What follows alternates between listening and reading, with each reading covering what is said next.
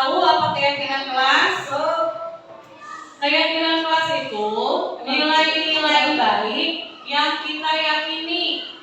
Nilai-nilai baiknya contohnya apa aja? Tahu profil pelajar Pancasila?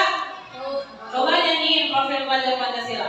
Pelajar Pancasila beriman dan bertakwa pada Tuhan Yang Esa dan berakhlak mulia, berkebinekaan global, gotong royong mandiri, kreatif dan bernalar kritis. Nah, itu namanya nilai-nilai kebajikan.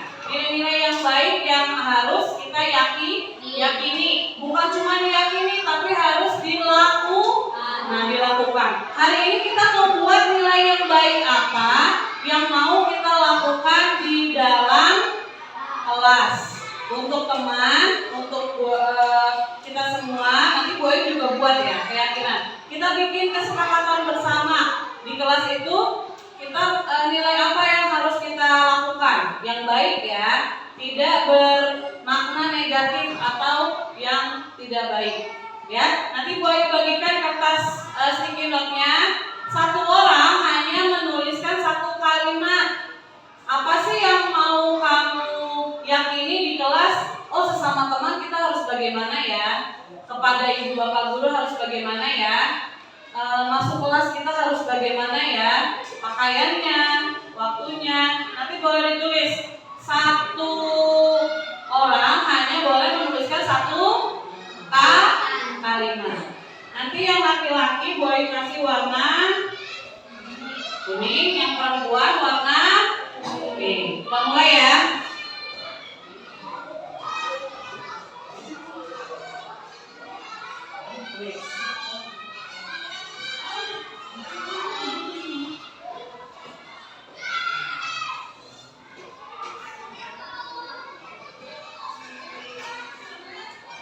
Jangan lupa dikasih nama.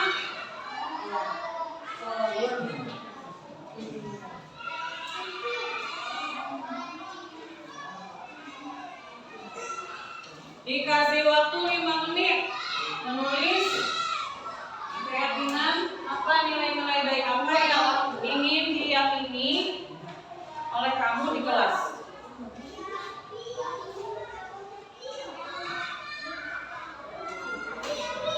Sudah? Juga?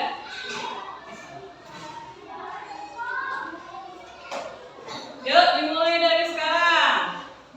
Keyakinan kelasnya tulis.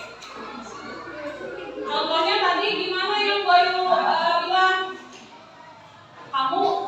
Kamu mau melakukan apa di kelas? Misal sama teman, harus saling apa ya sama teman?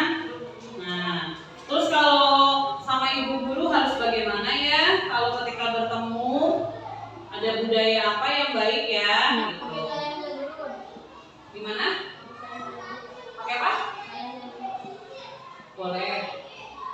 Ya tulis saya. Terus kamu belajarnya harus gimana? Kalau ada tugas-tugas harus bagaimana? Nilai-nilai yang baik, tidak bermakna negatif. Yuk mulai dari sekarang. Yang udah boleh langsung ditempel di kertas ini, di papan tulis. Nanti kita bacakan satu-satu.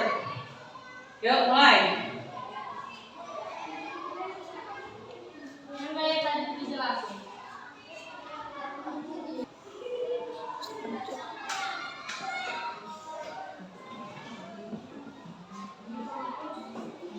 Udah? Yang udah boleh ditempel, bergiliran. Silakan yang udah boleh ditempel. Tempel. Di mana aja tempel, ayo yang udah tempel. Paling atas boleh, di tengah boleh, di bawah boleh. Tempel. Nanti kita baca bareng-bareng ya, meja bagus. Ya, tempel. Oke, coba lagi. Satu bawakan Bu. Ya. Boleh tadi mau apa?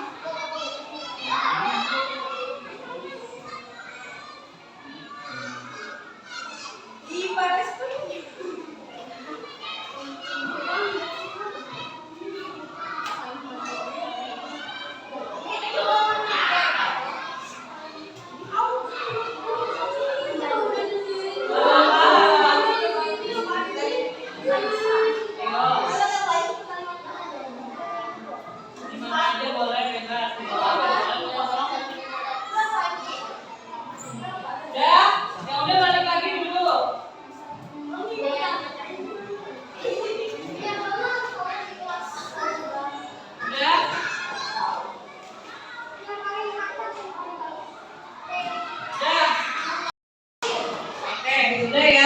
Sudah semua ya. Sekarang kita baca.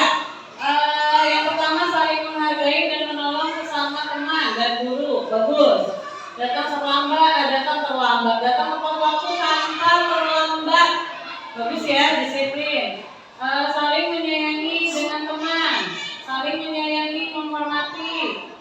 Harus saling menghormati. Disiplin berangkat ke sekolah. Saling menyayangi dengan sesama teman. Tanggung jawab terhadap PR. Membantu sesama teman. Jika berangkat ke sekolah tepat waktu. Harus saling menyayangi, gotong royong. Mengajak teman membuang sampah pada tempatnya. Bagus. Saling menyayangi, menghormati. Terus sama ya, saling menyayangi. Mengajak teman membuang sampah pada tempatnya. Apalagi nih, mengajak teman untuk membuang sampah pada tempatnya. Saling menyayangi. Coba kita garis kesimpulannya ya. Yang pertama yang paling banyak apa tadi? Saling menyayangi dan menghormati dengan sesama teman. Yang kedua, tadi ada mengerjakan tugas dengan tanggung jawab. Yang ketiga, tadi ada lagi tentang disiplin waktu, datang tepat waktu. Terus apa lagi? Ini nih yang bagus nih tadi nih, gotong royong, ya, saling tolong menolong. Ada lagi nih, membuang sampah, mengajak teman membuang sampah pada tempatnya. Berarti tentang apa? Menjaga kebersihan. Ulangi, berarti nilai yang tadi kita sepakati atau diyakini satu, menyayangi antar teman, saling menyayangi dan menghormati. Yang kedua, bertanggung jawab terhadap tugas yang diberikan. Yang ketiga, bergotong royong dalam kebaikan. Yang keempat, menjaga kebersihan. Yang paling penting, disiplin, tepat waktu, datang ke sekolah. 5 ya, berarti nilai keyakinan yang disepakatinya. Oke, terima kasih sudah membuat keyakinan kelas. Beri tepuk tangan untuk kita semua. Terima kasih. Wassalamualaikum warahmatullahi wabarakatuh. Assalamualaikum warahmatullahi wabarakatuh. Saya Indri Oktaviani, siswi kelas 6 SDN Nanggewe 02. Setelah membuat keyakinan kelas, saya dan teman-teman saya tahu tentang nilai-nilai kebajikan. Dan kami harus melakukan perilaku yang sesuai dengan keyakinan kelas yang kami buat. Sekian dan terima kasih. Wassalamualaikum warahmatullahi wabarakatuh.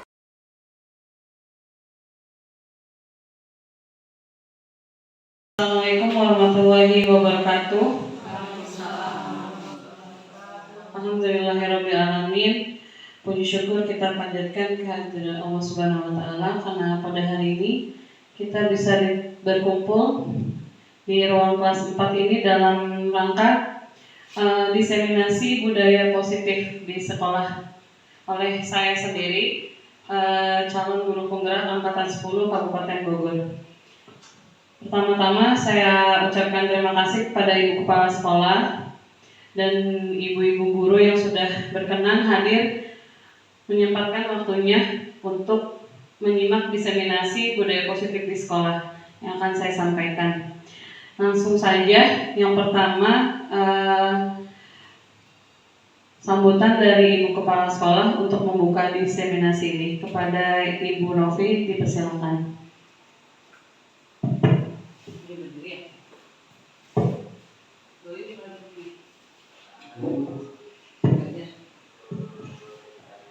Terima kasih Ibu Ayu. Bismillahirrahmanirrahim. Assalamualaikum warahmatullahi wabarakatuh. Waalaikumsalam warahmatullahi wabarakatuh. Alhamdulillahirrahmanirrahim. Pertama-tama marilah kita panjatkan puji syukur kehadirat Allah Subhanahu wa Ta'ala. Hari ini kita bisa berkumpul di ruangan ini, alhamdulillah dalam keadaan sehat walafiat tanpa kurang apapun, insya Allah ya. Semoga kita senantiasa mendapatkan nikmat dan syafaat dari Allah Subhanahu wa Ta'ala. Kemudian tak lupa sholawat serta salam semoga tetap tercurahkan kepada junjungan kita Nabi besar Muhammad Sallallahu Alaihi Wasallam beserta keluarga, sahabat dan pengikutnya hingga akhir zaman, termasuk kita insya Allah. Semoga kita mendapat syafaatnya di hari akhir nanti. Amin ya rabbal alamin. Yang terhormat ini ibu-ibu semua, ibu-ibu guru yang bisa hadir hari ini, khususan Ibu Ayu ya, Ibu Ayu yang akan nanti diseminasi mengenai budaya positif. Ibu-ibu ini nanti kita simak ya, apa sih itu budaya positif, apa sih tujuannya, apa manfaatnya gitu ya, terutama khususnya untuk sekolah kita seperti itu, untuk kegiatan kita sehari-hari di sekolah. Ini Bu Ayu ada tugas dari sebagai salah satu rangkaian kegiatan di program guru penggerak seperti itu ya. Sedikit bernostalgia, kalau dulu Ibu yang diseminasi ini kolaborasi dengan rekan yang memang satu sekolah. Jadi kita duet gitu ya, menyusun konsepnya berdua, kita gabungkan dua kepala jadi satu, lalu mengundang juga ini harus ya Bu ya. Jadi ibu-ibu terima kasih, ini supportnya ini sangat berharga, sangat berarti oleh untuk Bu Ayu, ini sangat penting untuk Ibu Ayu ya. Terima kasih ibu-ibu semua untuk supportnya. Jadi ini Bu Ayu sendiri ya, solo ya. Ini diseminasi ya, luar biasa. Jadi semoga nanti lancar ya Bu Ayu ya yang disampaikan, dan kita ambil nanti Bu pembelajarannya. Harapannya nanti setelah tahu apa itu budaya positif, tujuannya, manfaatnya, kita bisa terapkan di sekolah bareng-bareng ya, seperti itu nanti penggeraknya oleh Ibu Ayu. Tapi ini juga semuanya, kalau budaya positif ini harus kolaborasi, tidak bisa sendiri, karena ini nanti akan melibatkan semua warga sekolah, tokoh ya, pokoknya warga sekolah, dan juga kolaborasi dengan tokoh masyarakat dan lingkungan sekitar gitu. Silakan Bu Ayu, selamat melaksanakan diseminasi. Ibu-ibu kita support Ibu Ayu ya. Silakan Bu Ayu, waktu seluas-luasnya kepada Ibu Ayu. Mungkin itu ya dari Ibu ya. Semangat, sukses, dan sekali lagi saya tidak bosan mengajak, ayo yang belum ikutan guru penggerak, nanti kalau ada kesempatan lagi ikut ya. Gitu. Nanti kita berbagi pengalaman, berbagi ilmu. Insya Allah seru, menyenangkan ya, seperti itu.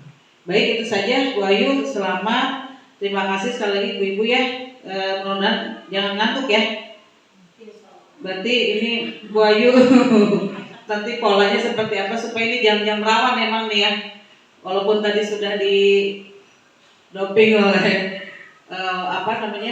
yang segar-segar ya, tapi kadang matanya itu suka nggak sinkron antara mata dengan perut seperti itu, sama otak. Jadi insya Allah kita bismillah niatnya untuk thalabul ilmi ya. Itu saja, sekali lagi semangat, selamat menyimak ya ibu-ibu semua. Terima kasih. Wabillahi taufiq wal hidayah. Wassalamualaikum warahmatullahi wabarakatuh.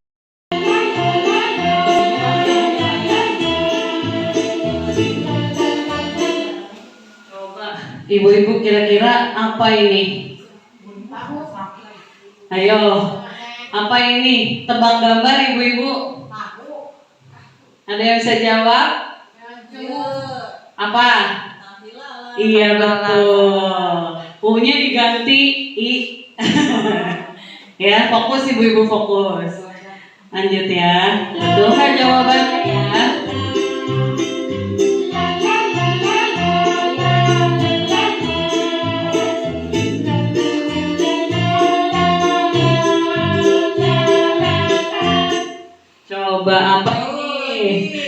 Apa ini? Udang rebus. Iya, coba kita lihat ya. Rebus. Udang rebus. Ada gambar udang, ada rut. Iya. Tuh, lanjut. Gambar ketiga. Nah, apa ini ya? Naga. Ayo. Apa Bu ada? Tenaga Iya, listrik. hebat. Tenaga, ada gambar kilat ya.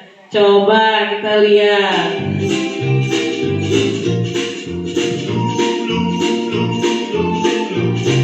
Mantap, tenaga listrik. Lanjut. 4. Apa ini ya? Tuang air. Coba ya, betul nggak ya tuang air?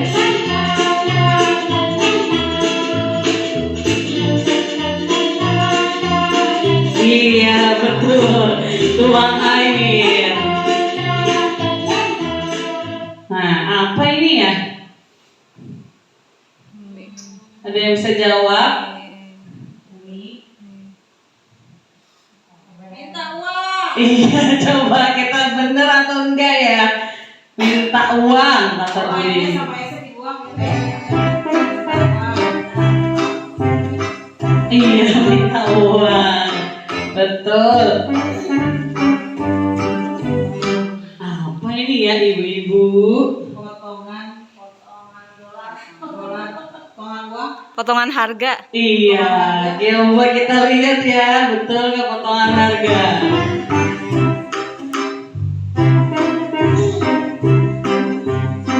Tuh potongan harga. Nah, Senam otak. oh langsung. Senam, ada gambar otak.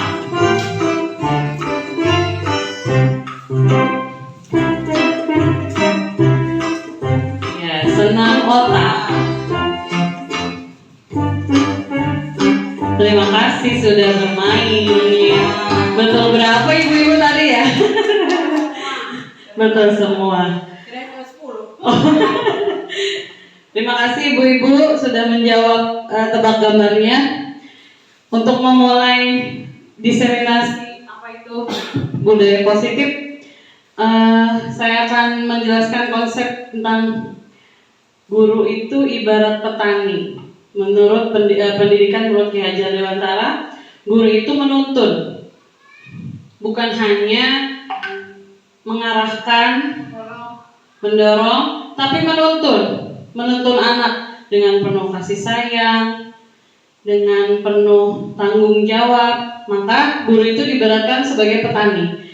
Mengapa guru diibaratkan sebagai petani? Tugasnya guru yang diibaratkan sebagai petani itu memelihara peserta didik, memupuk semangatnya, ya, membasmi yang mengganggu perkembangannya, mendorong minat dan bakatnya serta merawatnya. Mengapa guru diibaratkan sebagai petani?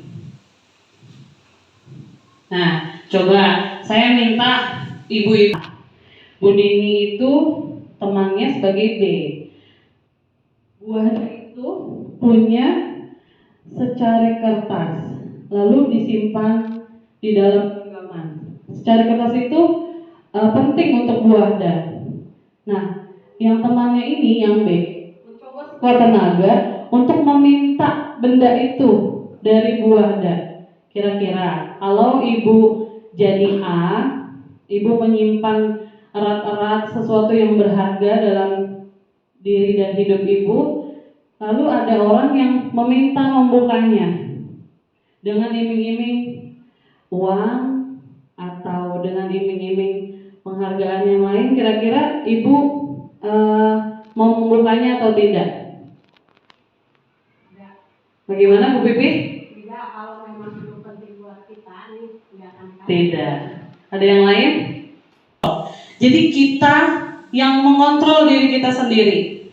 Orang lain tidak bisa ikut campur dalam urusan kita. Kita yang mengontrol. Kita mau ke arah yang positif, kita mau ke arah Ya, itu kita yang mengontrol ibu-ibu. Itu posisi paradigma, perubahan paradigma. Sekarang kita harus merubah paradigma kita menjadi seorang pemimpin. Paradigma seorang pemimpin itu menang dan menang, bukan mau menang sendiri ya. Menang dalam artian yang positif, mengajak ke arah yang lebih baik. Hayo, berubah paradigma, pandangan kita harus berubah ke arah yang lebih baik. Kalau sesuatu yang berharga ini menurut kita sangat penting, berarti orang lain tidak perlu tahu. Ya, harus dipertahankan. Itu tandanya manusia itu masing-masing punya kontrol dirinya. Ya, memegang kontrol dirinya masing-masing. Itu arti paradigmanya. Lanjut. Nah, ibu-ibu, saya mau tanya sebelum masuk ke budaya positif, apa itu artinya disiplin dan apa itu disiplin positif? Ada yang mau menjawab? Apa itu disiplin dan apa itu disiplin positif? Siapa yang bisa menjawab? Disiplin apa? Menjalani perintah dengan sungguh-sungguh. Kata Bu Tina, menjalani perintah dengan sungguh-sungguh. Itu disiplin. Ada lagi? Sesuatu dengan secara kontinu. Oh iya. Bu Dini? Sama. Ibu? Mengikuti peraturan. Sederhananya ya. Disiplin itu berarti mengikuti peraturan atau kesepakatan yang telah disepakati, seperti itu. Itu ya, kurang lebih. Oke. Bahasa disiplina yang artinya belajar. Menurut Kamus Besar Bahasa Indonesia, disiplin itu artinya taat terhadap suatu peraturan. Betul ya, tadi ibu-ibu semua sudah menjawab. Dan sedangkan disiplin positif itu berarti kita tuh menumbuhkan sikap taat pada diri seseorang tanpa adanya paksaan. Nah, ini yang akan saya tekankan di sini, menerapkan bagaimana cara kita sebagai pendidik untuk menerapkan budaya positif di sekolah tanpa adanya paksaan dan hukuman. Nah, di dalam konsep inti dari disiplin positif ada nilai-nilai kebajikan, ada teori motivasi hukuman, konsekuensi dan restitusi, ada keyakinan kelas, kebutuhan dasar manusia, posisi kontrol guru, yang terakhir segitiga restitusi. Kita akan bahas satu-satu ibu-ibu. Nah, ini nilai kebijakan universal. Banyak ya ibu-ibu, ada 6 organisasi yang mendeskripsikan apa saja itu nilai-nilai kebajikan. Nah, kita ambil nilai-nilai kebajikan universal secara umum ya. Ini yang kita terapkan di sekolah, yaitu profil pelajar Pancasila. Sebelum kita menerapkan budaya positif, kita harus tahu nilai-nilai kebajikan apa, nilai-nilai yang baik apa, nilai-nilai positif apa yang bisa kita terapkan kepada peserta didik. Yang pertama, coba kayaknya ada lagunya ya ibu-ibu ya. Nyanyi yuk ibu-ibu yuk. Ya, beriman dan bertakwa pada Tuhan yang Esa dan berakhlak mulia, berkebinekaan global, gotong royong mandiri, kreatif dan bernalar kritis. Dan harus yang utama itu beradab dan berakhlak mulia. Kita harus berkebinekaan global, bersatu, mandiri, bergotong royong, dan harus bernalar kritis. Yang saya tidak melakukannya. Contoh, kita seperti saya tadi ya ibu-ibu datang pagi-pagi, tujuannya supaya absensinya tidak terlambat. Itu kan saya berarti masih menghindari ketidaknyamanan. Ya, itu menghindari supaya tidak mendapat hukuman. Nah, itu motivasinya berasal dari mana? Dari luar, motivasi eksternal. Kalau saya tidak absen, apa yang akan terjadi? Nah, itu contohnya motivasi eksternal untuk menghindari situasi yang tidak nyaman. Yang kedua, masih dari motivasi eksternal, yaitu untuk mendapatkan imbalan dari orang lain atau institusi. Ya, semoga ini tidak ada ya di dalam diri kita ya. Insya Allah sebagai pendidik kita ikhlas melaksanakan profesi yang kita jalani saat ini. Ini contohnya ibu-ibu untuk mendapat imbalan. Apa yang akan saya dapatkan kalau saya melakukan perbuatan itu? Nah, ini berlaku pada peserta didik juga ibu-ibu ya. Contohnya untuk nomor 1, kalau saya datang terlambat, kira-kira saya dihukum apa ya? Ya, itu namanya mereka masih motivasinya eksternal. Yang kedua, kalau saya mengerjakan tugas nilainya 100, kira-kira saya dapat apa ya dari ibu guru? Berarti itu mereka masih motivasinya eksternal. Nah, yang ketiga, untuk menghargai diri sendiri sebagai insan yang sesuai dengan harapan. Saya akan menjadi orang yang seperti apa bila saya melakukannya. Nah, itu motivasi internal. Tujuan dari disiplin positif itu supaya kita menciptakan motivasi dari dalam diri sendiri. Jadi tidak mengharapkan imbalan dari orang lain, tidak menghindari ketidaknyamanan. Itu yang akan kita tuju untuk peserta didik kita, agar mereka mempunyai motivasi dari dalam dirinya sendiri untuk melakukan disiplin positif. Lanjut ya Bu. Nah, menurut ibu-ibu, apa perbedaan hukuman, konsekuensi, dan restitusi? Ada yang mau menjawab? Hukuman itu apa ya? Bu Pipi, Bu Mistadin, apa itu hukuman? Kalau dari bahasanya saja ya, kalau hukuman itu kelihatannya seperti hal yang menyeramkan atau menakutkan. Biasanya terkadang membuat kita wah dihukum gitu. Karena biasanya kalau hukuman itu berupa ganjaran yang akan diterima gitu. Contohnya misalnya perilaku orang yang melakukan pembunuhan kriminal pasti akan mendapatkan hukuman ganjaran apa yang telah mereka lakukan. Jadi sehingga sifatnya tuh seolah-olah mutlak gitu yang didapatkan. Sedangkan kalau menurut saya konsekuensi itu seperti sifatnya sudah konsekuensi itu kayak udah tanggung jawab apa yang akibatnya kita dapatkan setelah melakukan hal tersebut. Tapi sifatnya masih ada toleransinya. Contoh misalnya ada konsekuensi kepada misalnya murid yang tidak belum selesai mengerjakan tugas ketika waktunya sudah beres gitu, maka konsekuensinya atau kesepakatannya mereka itu harus mengerjakan dan sampai selesai dan tidak boleh pulang gitu. Itu namanya konsekuensi gitu. Sedangkan kalau restitusi mungkin hampir mirip, cuman saya masih kurang paham. Ya, terima kasih Miss Nadine atas jawabannya. Ada yang mau menambahkan ibu-ibu? Perbedaannya apa sih ya hukuman, konsekuensi, dan restitusi? Ada ya yang mau menambahkan?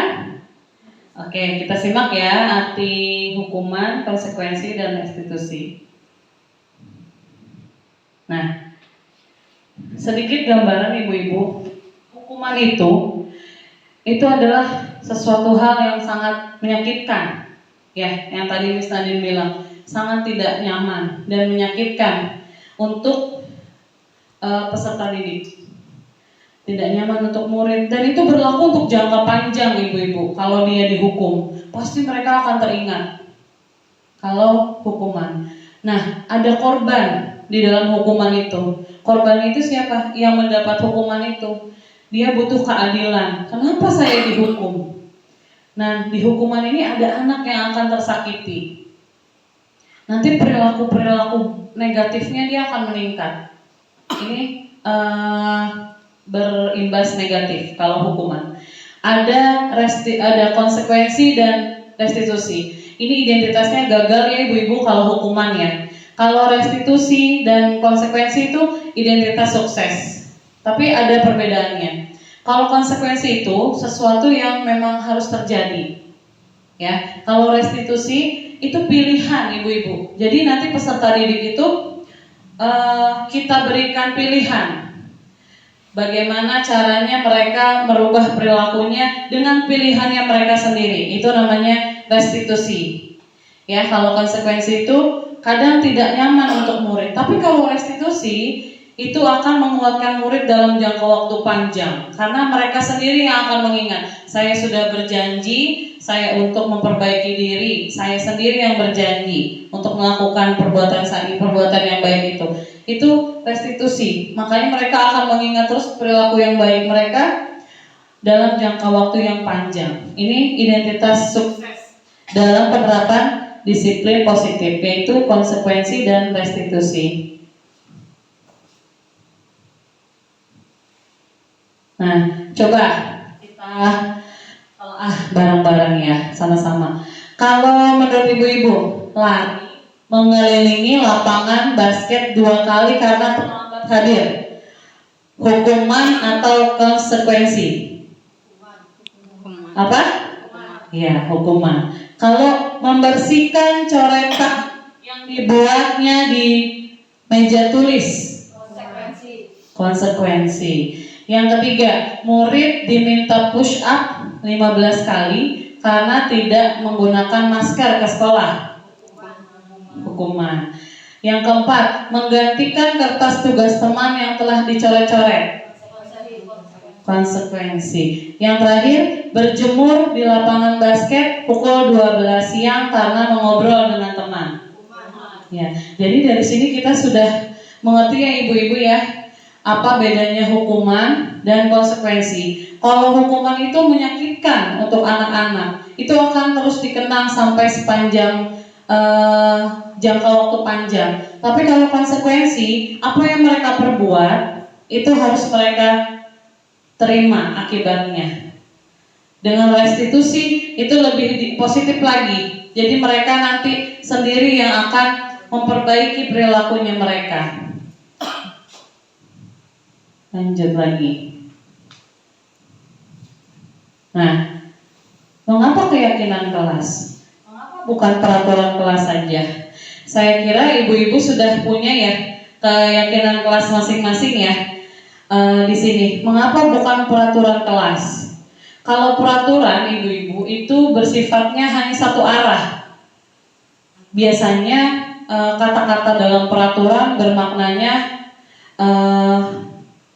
yang negatif, tidak boleh, jangan, ya. Tapi kalau keyakinan kelas itu bermaknanya nanti positif ibu-ibu. Jadi mereka sendiri yang akan menentukan nilai-nilai kebajikan apa yang akan mereka terapkan di kelasnya masing-masing. Bedanya peraturan dan keyakinan kelas. Nah, nih ibu-ibu, kalau keyakinan kelas itu abstrak daripada peraturan, lebih rinci dan konkret. Keyakinan kelas berupa pernyataan-pernyataan yang umum, universal. Pernyataan keyakinan kelas dibuat dalam bentuk yang positif. Keyakinan kelas juga tidak terlalu banyak kata-katanya. Nah, ini contoh keyakinan kelas 6 ya, yang sudah saya buat. Disiplin. Tidak ada kata-kata yang menggunakan tidak boleh, jangan. Jadi kata-katanya tidak bermakna negatif. Disiplin waktu, istirahat, masuk dan pulang. Bertanggung jawab menyelesaikan tiap tugas dan selesaikan tepat waktu. Tertib memakai seragam, jadwal dan menjaga ketertiban selama pelajaran berlangsung. Saling menghargai dan menghormati dengan guru dan teman. Menjaga kebersihan, budayakan 5S. Nah ini tadi ibu-ibu anaknya sendiri yang meyakini nilai-nilai ini. Jadi anaknya menulis kira-kira sikap yang baik apa yang harus kita terapkan di kelas dan akan dijadikan keyakinan untuk diyakini bersama-sama. Nah, jawab pertanyaan. Kembalikan barang ke tempatnya. Ini peraturan ya ibu-ibu. Kalau di sampingnya ada nilai kebajikan. Kira-kira nilai yang baik apa yang akan dituju dari peraturan ini? Kita ganti peraturannya menjadi nilai kebajikan. Nomor 1, kembalikan barang ke tempatnya. Bertanggung jawab. Nomor 2, dilarang mengganggu orang lain. Diganti katanya menjadi kata positif dan sesuaikan dengan nilai kebajikan yang akan dituju untuk dijadikan keyakinan kelas. Dilarang mengganggu orang lain. Ada lagi?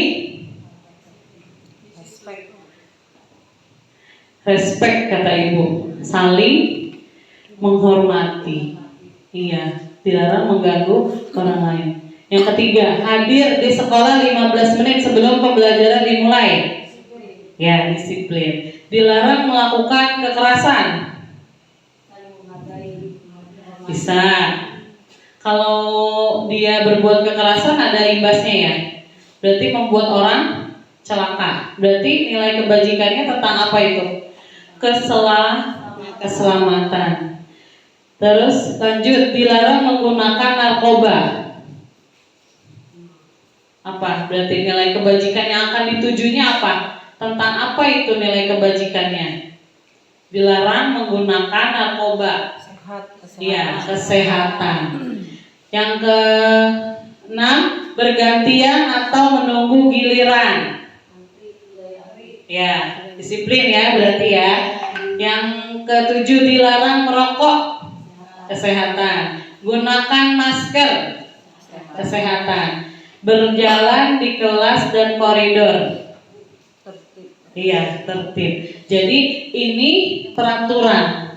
Kita ganti dengan nilai-nilai kebajikan. Tentang apa nilai-nilai kebajikan? 1, nilai yang ingin kita tuju. Sikapnya apa? Bahasa singkatnya, perilaku positif apa yang ingin kita tuju dari peraturan ini. Nah, lanjut ibu-ibu. Sebagai manusia, pasti kita butuh 5 kebutuhan dasar ini. Kita butuh yang paling pokok apa ibu-ibu? Kebutuhannya? Ya, bertahan hidup, butuh makan, tempat tinggal, pakaian, butuh bertahan hidup. Butuh kasih sayang dari orang-orang sekitar. Butuh kesenangan. Ibu senang apa, hobinya apa, itu bikin kita bahagia. Begitu juga murid ibu-ibu, mereka butuh kasih sayang, mereka butuh rasa diterima oleh kita sebagai gurunya. Mereka butuh kesenangan, mereka senang apa, hobinya apa, minatnya apa. Mereka butuh kebebasan, bebas yang terarah. Mereka butuh penguasaan. Mereka ini menguasai pelajaran apa, mereka ini bisa ahli di bidang apa. Jadi tidak bisa semua anak kita paksakan pengetahuan harus bisa semuanya, tidak bisa. Jadi masing-masing peserta didik punya kelebihannya masing-masing, punya kemampuan, minat dan bakatnya masing-masing. Makanya ini adalah 5 kebutuhan dasar manusia. Sebagai pendidik mungkin kita juga sama ibu-ibu saya, mungkin kadang dari 5 ini ada 1 yang kurang. Hilang kesenangan. Hobi jalan-jalan, hobi main, tapi tidak bisa dilakukan karena pekerjaan yang padat. Jadi merasa hilang 1 kebutuhannya. Kira-kira perasaan ibu-ibu gimana? Ibu-ibu gak bisa belanja, ibu-ibu gak bisa makan enak, sedih. Begitu juga anak. Kalau kesenangannya diganggu, mereka juga akan merasa sedih. Jadi tujuan kita sebagai pendidik bukan hanya mengajarkan ilmu pengetahuan, tapi bagaimana kita memerdekakan manusia. Kita harus bisa jadi manusia yang memerdekakan manusia, yang tahu bagaimana memahami kebutuhan dasar. Mungkin untuk bertahan hidup kita tidak bisa sepenuhnya ya ibu-ibu, karena itu tugasnya orang tua. Tapi yang 4 ini kita bisa bantu di sekolah ibu-ibu. Kita bisa kasih rasa kasih sayang, kebebasan yang terarah, kesenangan dan penguasaan.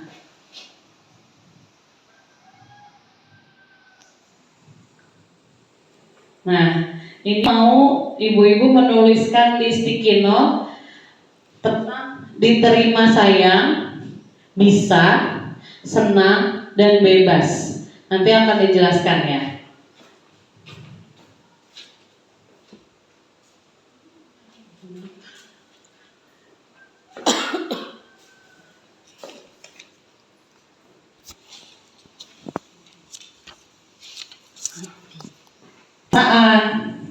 Kesenangan dan kebebasan. Contohnya gini ibu-ibu, saya ingin diterima dan disayangi oleh siapa? Nah, oleh orang tua, oleh saudara, keluarga, bebas ditulis. Oleh suami, oleh anak, anak didik, orang tua, wali murid gitu ya, keluarga sekolah boleh. Terus bisa. Saya itu menguasai apa ya? Yang terus senang. Apa kesenangannya ibu-ibu? Lalu bebas. Saya merasa bebas jika saya sedang melakukan apa, atau saya bebas melakukan apa. Saya ingin bebas berkreasi, berinovasi, bebas. Silahkan ibu-ibu ditulis. Ini satu part ya? Satu, iya. Satu part, satu ini. Iya. Ini buat kolom gitu. Gak usah, ditulis aja. Sayang siapa ya? Suami aja Bu. Bu Pipi jangan jealous ya.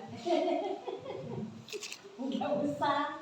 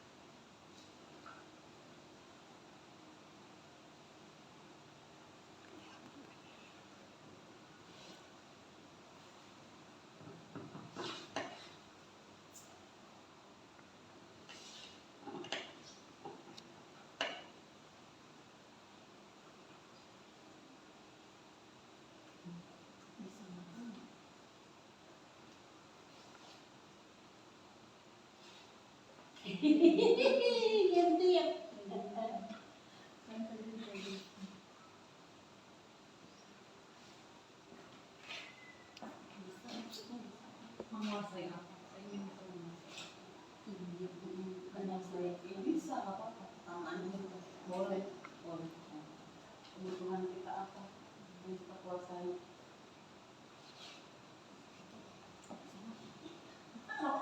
Satu kertas aja ini Bayu. Kurang ya, Bu? Kurang nggak? Satu apa berapa? Boleh, Itu lagi. 4 juga boleh. Oke.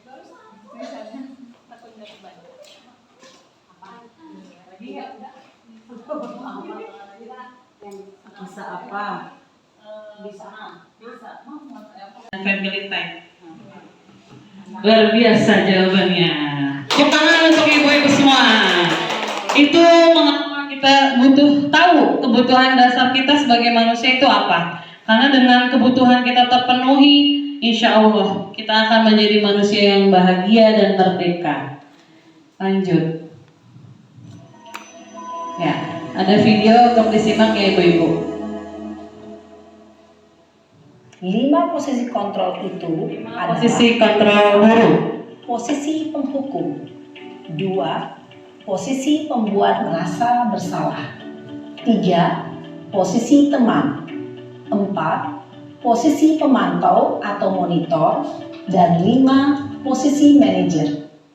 Coba. Dari 5 posisi ini, kira-kira posisi mana yang saat ini masih suka kita lakukan? Refleksi. 4. Bu Tina?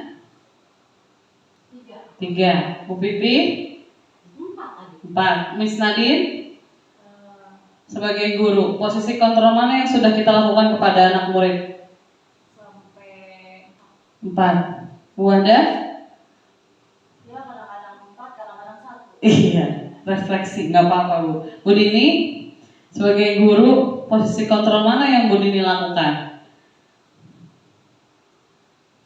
Semuanya sudah dilakukan? 3. Sebagai teman. Oke, kita simak. Untuk lebih memahami kelima posisi tersebut, mari kita saksikan kasus Naren yang terlambat hadir 20 menit di sekolah dan melihat bagaimana kelima posisi kontrol dalam menghadapi masalah tersebut.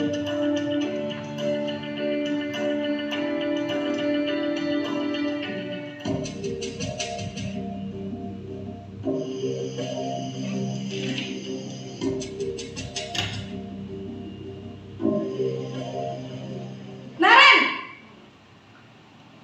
Sini kamu! Selamat pagi, Bu. Selalu terlambat. Kamu deh, pasti terlambat. Maaf, Bu. Saya Apa? Apa coba? Alasan kamu apa lagi? eh, Kapan sih kamu tidak terlambat? Malas sekali ya kamu jadi anak. saya Dasar pemalas. Gak kapok-kapok sih kamu. Sudah berapa kali terlambat? Sana, kamu keliling lapangan basket 2 kali. kenapa saya harus keliling lapangan basket, Bu? Kenapa? Kamu melawan ibu? Berani-beraninya jawab. Sudah terlambat, masih berani jawab pula. Sekarang, keliling lapangan basket 5 kali sekalian. Biar kapok. Cepat. Pergi sana ke lapangan basket.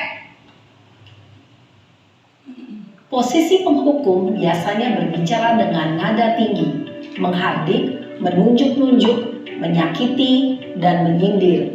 Hukuman bisa berupa fisik maupun psikis. Ibu dan bapak guru hebat. Dampak yang terjadi pada murid ketika guru berada pada posisi penghukum adalah murid cenderung akan memberontak, bahkan menyimpan dendam.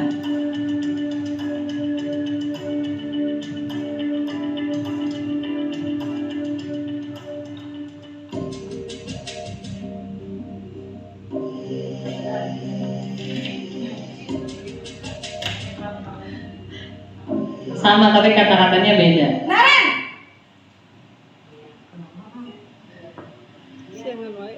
Selamat pagi, Bu. Naren. Kamu kenapa terlambat lagi, nak? Ya Tuhan, Naren. Kamu senang ya bikin ibu susah ya? Kalau kamu terlambat lagi, nanti ibu yang ditegur bapak kepala sekolah, nak. Disangka ibu tidak bisa membina kamu.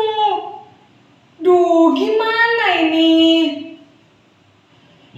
Maaf, Bu. Duh, Gusti Naren. Kamu suka ya kalau ibu ditegur bapak kepala sekolah? Terus, sekarang ibu harus tulis apa ini di buku absen? Ini kamu sudah sering terlambat loh. Ibu harus apa coba? Maaf, Bu. Maaf sekali. Ya sudah, lain kali jangan bikin ibu susah lagi ya nak ya. Ibu tidak akan kuat lagi kalau kamu begini terus.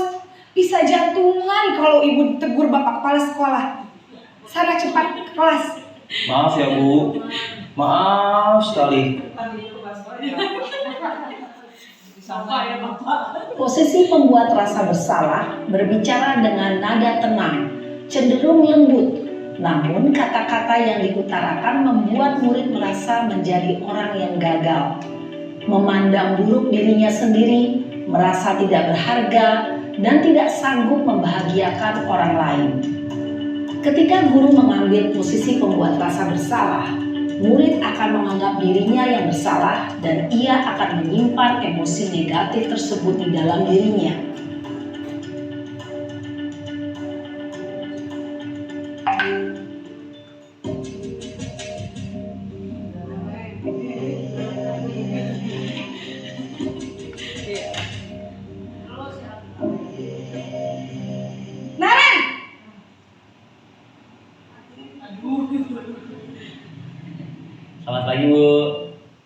Wah, sudah jam berapa ini, Nak?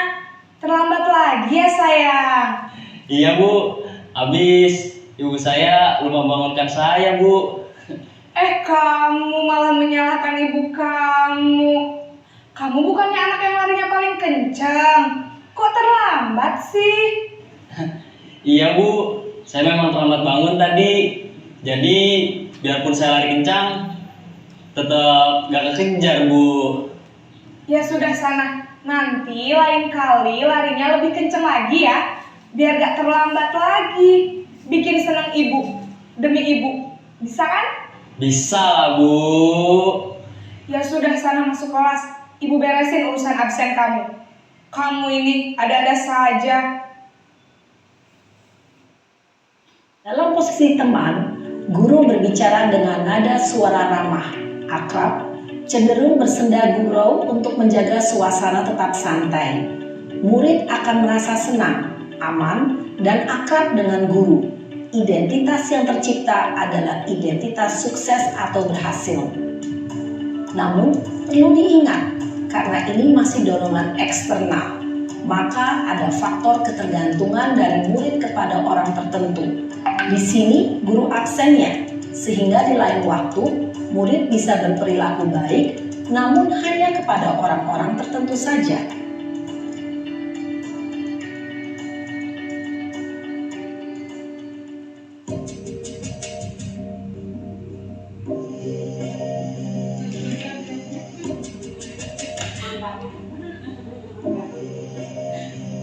Naren!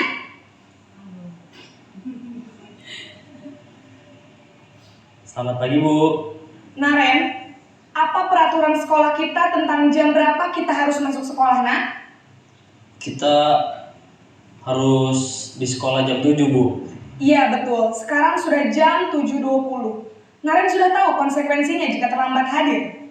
Paham Bu, saya harus tinggal kelas pas jam istirahat selama 20 menit. Iya benar, konsekuensinya demikian. Jadi nanti jam 9.30 pas istirahat, kamu harus tinggal di kelas, kerjakan tugas tambahan untuk ketertinggalan kamu, ya? Baik Bu. Posisi pemantau mengandalkan penghitungan atau data untuk mengontrol murid. Guru mengarahkan murid berdasarkan peraturan dan konsekuensi. Seorang pemantau menunjukkan bahasa tubuh dan ekspresi wajah yang datar dan cenderung formal. Nah, ini posisi idealnya sebagai manajer.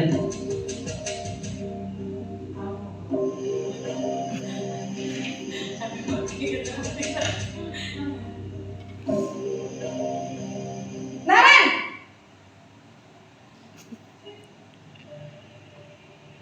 Selamat pagi Bu. Selamat pagi, Naren.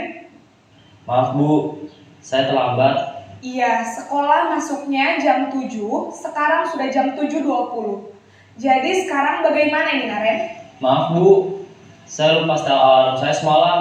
Baiklah, menurut kamu, keyakinan sekolah yang mana yang perlu kamu tingkatkan? Menghargai diri sendiri dan orang lain mungkin ya Bu. Setuju. Jadi, apakah Naren meyakini prinsip saling menghormati tersebut? Iya Bu, saya meyakininya. Apakah Naren bersedia memperbaiki masalah keterlambatan ini? Bersedia Bu. Bagaimana kamu akan perbaiki masalah keterlambatan ini? Saya akan coba untuk tidak lupa menyetel alarm saya Bu. Baik, kalau Naren lupa menyetel alarm di rumah, ada orang yang kira-kira bisa bantu mengingatkan tidak? Ada Bu, kakak saya, Kak Emma. Ada lagi selain Kak Emma? Selain Kak Emma, ada ibu saya. Baik, jadi yang mengingatkan Naren adalah Kak Emma dan ibu kamu ya? Kira-kira akan mulai start alarm kapan nih, Naren? Setelah pulang sekolah, akan segera saya lakukan. Baik, jadi Naren akan setel alarm untuk bangun besok pagi dan akan Yang pertama apa ibu-ibu? Penghukum. Yang kedua, pembuat rasa bersalah. Yang ketiga, teman. Yang keempat, pemantau. Yang kelima, manajer. Itu posisi idealnya ibu-ibu. Kira-kira tadi kita sudah refleksi ya, kita ada di posisi mana?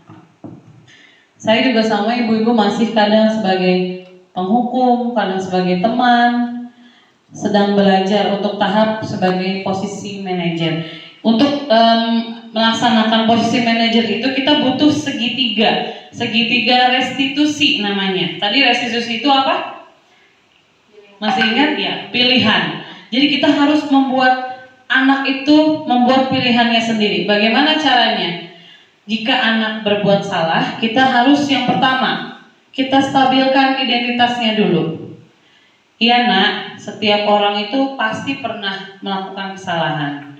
Wajar, kamu bukan orang satu-satunya yang pernah melakukan kesalahan. Ibu pun sama, pernah melakukan kesalahan. Lalu setelah kita stabilkan identitasnya, jadi murid tidak merasa dia yang paling salah. Kita stabilkan identitasnya, lalu kita validasi tindakan apa yang salah, mengapa dia berbuat seperti itu, alasannya apa anak itu melakukan kesalahan. Jadi kita bisa pakai kalimat. Tadi kalau yang Naren itu kan muridnya sudah dewasa ya, sudah tingkat SMA.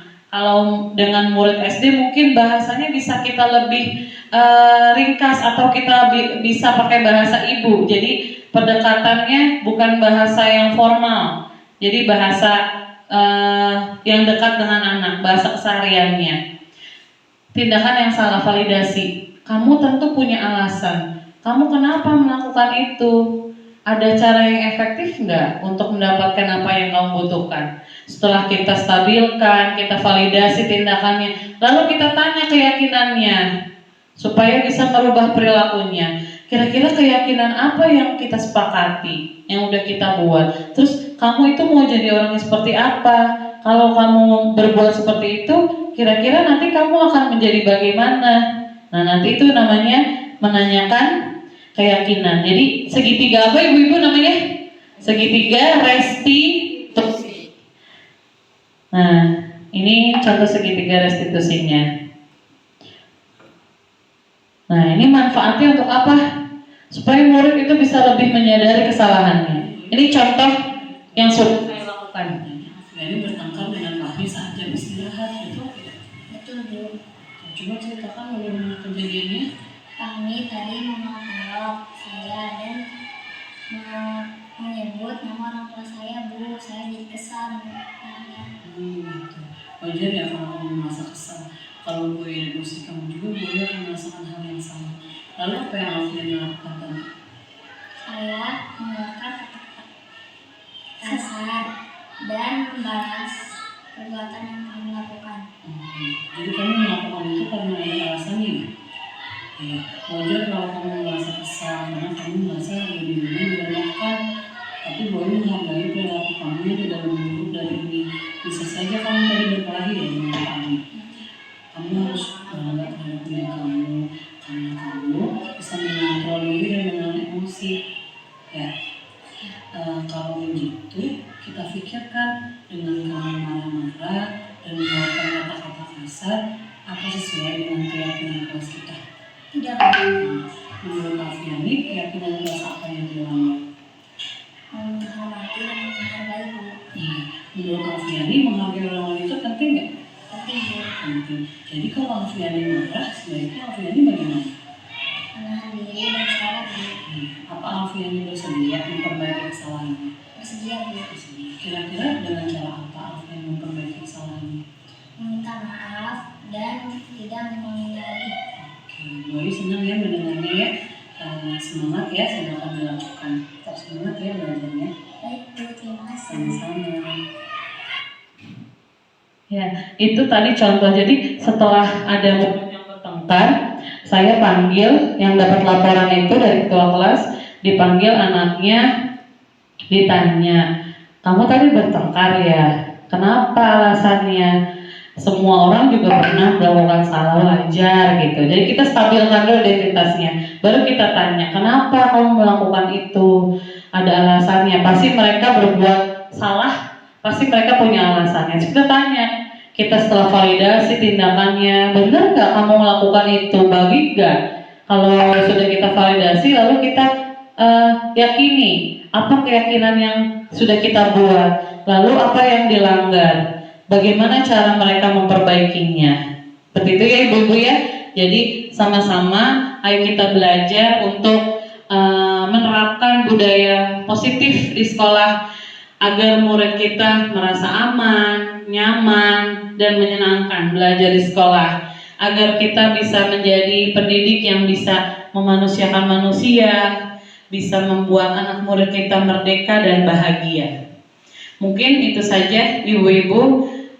Terakhir, ayo kita terus bergerak, tergerak dan menggerakkan. Wassalamualaikum warahmatullahi wabarakatuh.